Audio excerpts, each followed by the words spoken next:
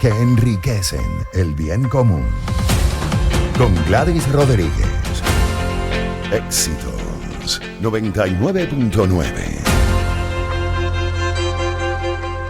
Interesante mezcla esta, es politólogo y músico venezolano. Y ya de eso también quiero hablar, esa mezcla, bueno, en que resulta con Pedro Graterol. Es contribuyente también en medios y está en el rescate de los clásicos del pop venezolano. ¿De qué manera? Para eso lo tenemos. ¿Cómo estás, Pedro? Buenas tardes y bienvenido. Hola Gladys, mucho gusto y muchas gracias por tenerme en el programa. ¿Cómo está todo? Gracias por estar con nosotros, pero cuéntame esa mezcla de politólogo y músico. ¿Cuál se te da con más fuerza? Bueno, las dos son parte de lo que yo soy. Soy violista, estudié en el sistema de orquestas desde que tenía 10 años y a medida que fui creciendo también empecé a estudiar la parte de ciencias políticas y bueno, en eso estoy explorando las dos partes. Ay, pero me encanta, permíteme que por favor explore un poquito más yo de eso, porque es interesante, de la música, formado en el sistema, obviamente es una pasión de vida, pero además también decides ya cuando comienzas a transitar la adultez de especializarte en lo que es las ciencias políticas. ¿Por qué, Pedro? Honestamente, porque me parece súper interesante poder estudiar cómo las personas nos organizamos en diferentes sociedades y cómo nos reunimos a construir cosas buenas juntos y cómo tratamos de mejorar las cosas y de seguir progresando. Entonces, siempre he sido muy interesado en la parte de historia y ciencias sociales y me pareció como que es la rama, como la más natural, la que se me daba a mí. Desde pequeño crecí escuchando noticias y crecí escuchando toda esta parte de medios y siempre me gustó y dije, bueno, la parte en donde cuadro es esto de ciencias políticas. ¿Qué edad tienes tú, Pedro? ¿En qué dinámica Yo política, en qué contexto te has formado? acabo de cumplir 24 años y Ah, estudié en un colegio de artes liberales en Oregon, que se llama Linfield University, y desde me gradué en 2021. Entonces, todo reciente. claro, pero la niñez fue en Venezuela y La, hasta ni- la la niñez, adolescencia. sí, la niñez fue en Venezuela, en el oriente, en Maturín, y saltando entre San Cristóbal y Maturín. Y ya lo que es la parte universitaria en Estados Unidos. Tienes una mezcla Exactamente. interesante de esos dos mundos, ¿no? De un país muy Sí. desarrollado, también con carencias, con debilidades a atender, lógico, y desde el punto de vista de tu especialización, como estás comentando en ciencias políticas, me imagino que los debe tener identificados, y también, bueno, una dinámica como la de Venezuela todavía por resolver, además, dentro de un marco de crisis profunda. En las ciencias políticas, ¿cómo te ves tú, por ejemplo, desarrollándote dentro de lo que te acabo de comentar, en esos contextos, hacia dónde quisieras tú apuntar, en esa búsqueda bueno, de agregarle algo a una mejor organización social, político-social? Bueno, me interesa mucho la parte de cultura y me interesa mucho la parte de resolver la pregunta de quiénes somos como venezolanos en un entorno global cambiante y qué significa ser venezolano en el mundo moderno. Entonces, lo que me veo haciendo es tratando, así sea en diferentes proyectos, en diferentes organizaciones, trabajando con medios, tratando de responder esa pregunta y tratar de ayudarnos a entender que como venezolanos tenemos una cultura muy hermosa que merece ser protegida y que merece ser llevada con nosotros donde quiera que estemos. Proyectada, como es el caso en esto que andas, que es el rescate de los clásicos del pop. Sí, Que exactamente. empezaste cuándo, cómo fue también esa iniciativa, cuándo empezó, por qué empezó.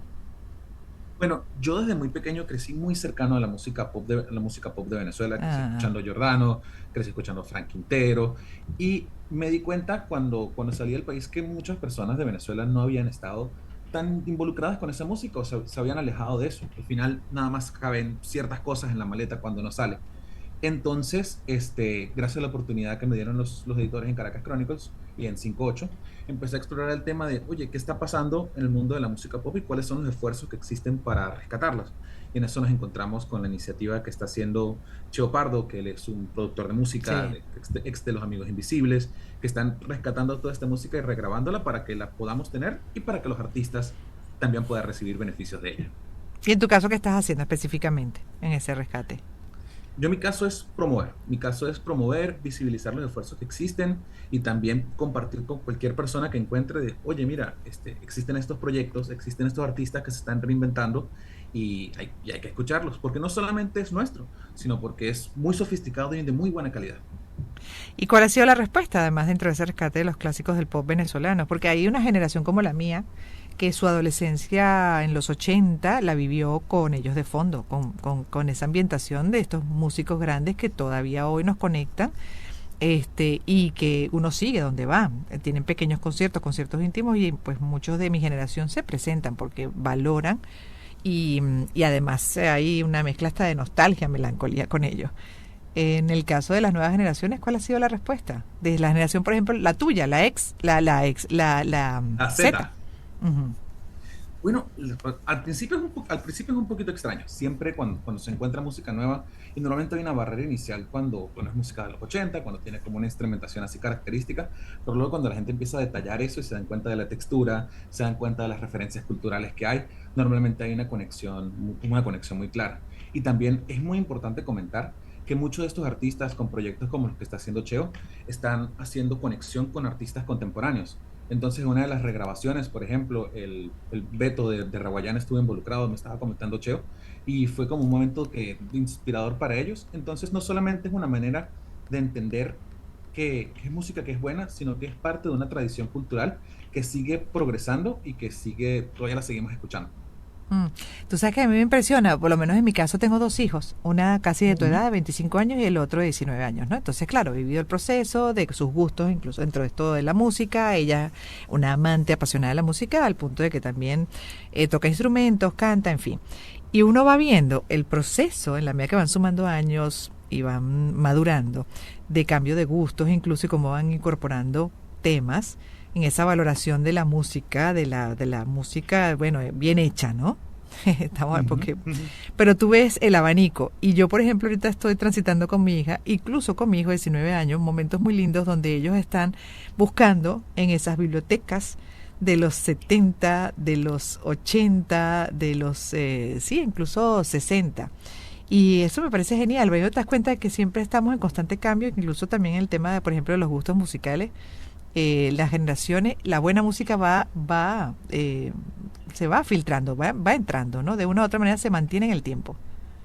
Y es algo que no solamente pasa en el caso de Venezuela, sino que está pasando en muchos lados. Y parte de lo que yo Ah, creo que es eso es porque venimos en una era de consumo de contenido algorítmico, que tenemos plataformas como TikTok, como claro. los Reels en Instagram, que te empiezan a mostrar como contenido que se parece a ti, cosas que te gustan a ti. Y entonces las personas quedan como están acostumbrándose a verse reflejados en el contenido. Eso también lo buscan en su música, en el arte. Y empiezan a descubrir, oye, mira, están estos artistas, está Pedro Castillo, está Daikiri, está Mirta Pérez, que no solamente hablan de cosas que conozco, sino que también son impresionantes y entonces empiezan a conectar con la gente otra vez. De hecho, y para terminar también el impacto que han tenido estos artistas mencionados, porque podemos hablar, por ejemplo, Daikiri, Mirla Castellanos, Guillermo Carrasco, Mirta Pérez, Pedro Castillo, Eddie Delia, Aguilar, Kiara, María Teresa Chacín, Delia como solista, Pablo Dañino, Sin Sentimiento Muerto, en fin, Frank Quintero, Giordano. Ellos, ¿cómo han percibido, por ejemplo, este esfuerzo que se está haciendo del rescate de esa música pop Bueno, actualmente? es muy importante ese rescate y ellos lo han apreciado mucho por el sentido de las regalías. Una de las cosas que pasa con el caso que pasó en Venezuela es que que las discográficas ya no tienen tanta fuerza y como muchos de los catálogos se han esparcido a través de distintas compañías multinacionales, muchos de estos artistas realmente no saben dónde quedan sus grabaciones originales. Entonces lo que escuchamos en Mm. streaming las puede subir cualquier persona y ellos realmente en muchos casos no reciben el beneficio. De parte de este trabajo que está haciendo Cheo es para rescatar esas regrabaciones, volverlas a hacer con tecnología nueva y para que ellos puedan volver a obtener los derechos sobre su música. Así como lo están haciendo artistas como Taylor Swift en Estados Unidos que están regrabando su discografía, es un caso parecido. ¿Y cómo va ese proceso hasta ya para terminar, Pedro? Para que ellos también puedan disfrutar de esas regalías. ¿Cuánto faltaría para terminar este proceso en el Canadá, que es arduo?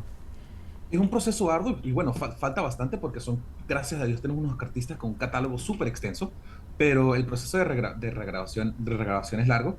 Ya por lo menos salió un primer compilado en vinilo con Tokuyo Records, que fue muy bien recibido. Y bueno, siguen en el proceso de regrabación, la gente puede apoyarlos en sus páginas, en la página de Cheo hay maneras de cómo apoyar el proyecto. Y sí, es algo que sigue, es un esfuerzo que vale la pena mencionar. Uy, perdón. No te preocupes. Gracias por haber estado con nosotros y bueno, como politólogo y músico venezolano, contribuyente también, como mencionabas, en medios como 58, Caracas Crónicos, apoyando a Cheo en este trabajo también maravilloso, en la difusión de esos clásicos del pop venezolano, la valoración en el tiempo y además lo que les corresponde a ellos de esas regalías, por supuesto. Gracias una vez más. Pedro, todo lo Muchas mejor. gracias, Gladys. Hasta luego. Ha sido un placer conocerte por esta vía. A ustedes también, gracias por estar ahí, por su compañía. Será nuevamente mañana a partir de la 1 y hasta las 3, 2 horas que son y fueron presentadas en este caso por Activo Banco Universal. Avanzamos juntos hacia el futuro. Despido también agradeciendo al equipo que hace posible Gladys en Éxitos. Despido en nombre de Michelle Cabrera, Paola Muciotti, Daniela Pérez y Ariana Clark, el equipo de producción. En la gerencia de producción está Johara Paredes, en los controles Gibran Gamardo, en la edición y montaje Kevin Aguirre, y quien les habla se despide. Hasta mañana, Gladys Rodríguez. Pueden seguir en contacto por @Circuito de Éxitos, tanto en X como en Instagram, y @Rodríguez Gladys en X, @Rodríguez_Gladys en Instagram, en Threads, en TikTok Gladys.RodríguezR. Cuídense mucho, feliz tarde y sigan en compañía del circuito. Viene Puntos Cardinales. Chao, chao. Hasta mañana.